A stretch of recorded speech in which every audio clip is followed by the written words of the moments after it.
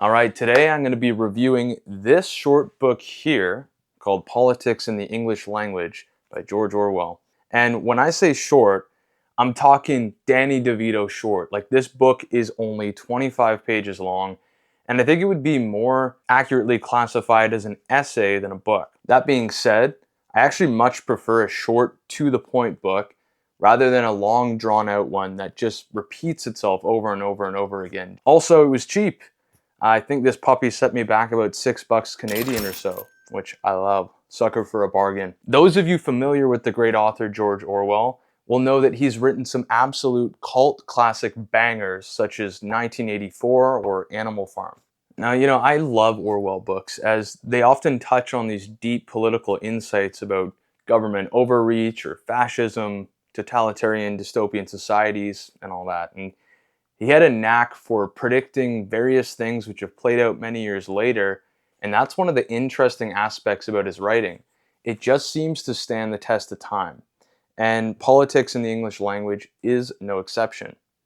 Now, he's worried that this book might be dated, but I was pleasantly surprised to find it relatable to the state of our communication in the present day. So, what is this book actually about? Politics in the English Language was written by Orwell to point out the trend of the degrading state of the English language, especially as it's used in politics. From what I understand, the errors in our English language are committed both intentionally and unintentionally.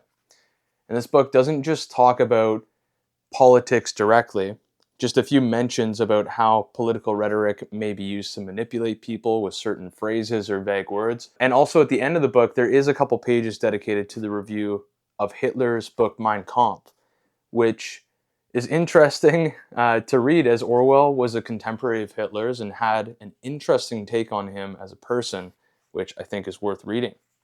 Now, later in the book, Orwell lays out 6 rules for the English language, which I'll summarize later in this video so you can get to the meat and potatoes of this writing. All right, so hopping right in, Orwell starts off with some multiple examples of poor writing to show how various writing mistakes are prevalent and often go unnoticed or unquestioned. A lot of these people actually think they're writing well, but it was clear that each author's intended meaning was lost in this bukkake word salad. How's that for mental imagery? Orwell then dove into the topic of misusing metaphors. And it's his opinion that many people will just copy these overused or cliché metaphors to try and drive their point across. But these metaphors lose their power of delivering evocative mental imagery if they're used too often. They just become another trite, overused phrase that enters the known public vernacular.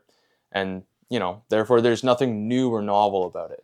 Instead, the use of a metaphor should be unique and very specific to the point that you're trying to drive home. There should be vivid mental imagery that reinforces your specific statement. Another issue he pointed to was the use of improper metaphors. So often a writer or speaker will lazily just choose a metaphor that may sound good superficially because everybody uses it and it's familiar.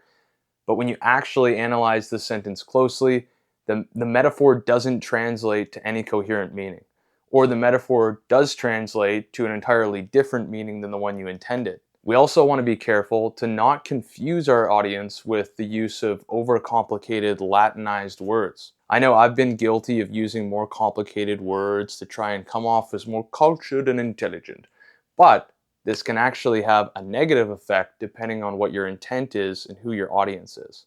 So, for example, if you're talking to the general public, you should avoid using words that are too long or unfamiliar to the average person.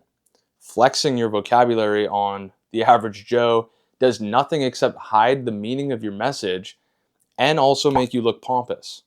Instead, a great communicator will tailor the vocabulary to suit the level of the audience. A politician at a rally in Alabama should use much different language than a physicist at a scientific conference.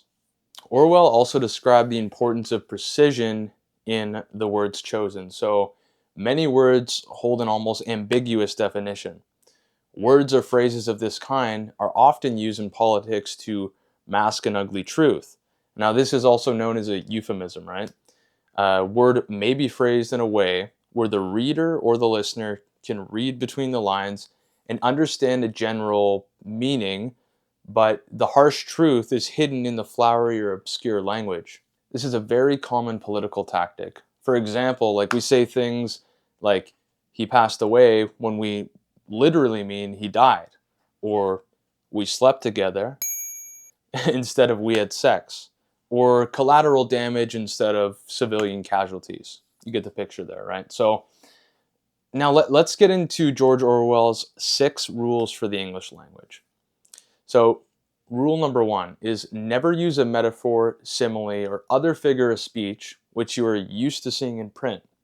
So you want to avoid using this worn out imagery when writing, right? Take the time to come up with a unique phrase to illustrate your point. This is going to make your rhetoric more effective and more persuasive. Okay, rule number 2, never use a long word where a short one will do. Everyone wants to sound smart by using the big long word, but this does nothing but make you look pompous. When the aim is persuasion, simple language is more effective than complex language. Number 3, if it is possible to cut a word out, always cut it out. You want to be concise and to the point. Number 4 is never use the passive where you can use the active. So passive voice has its place, but an active voice is more simple to read.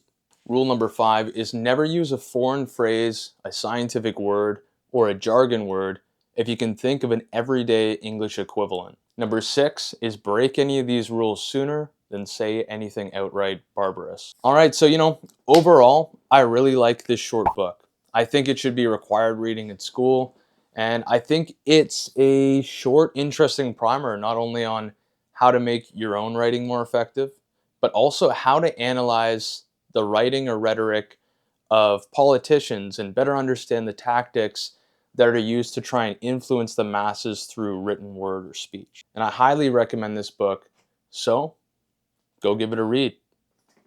See you later.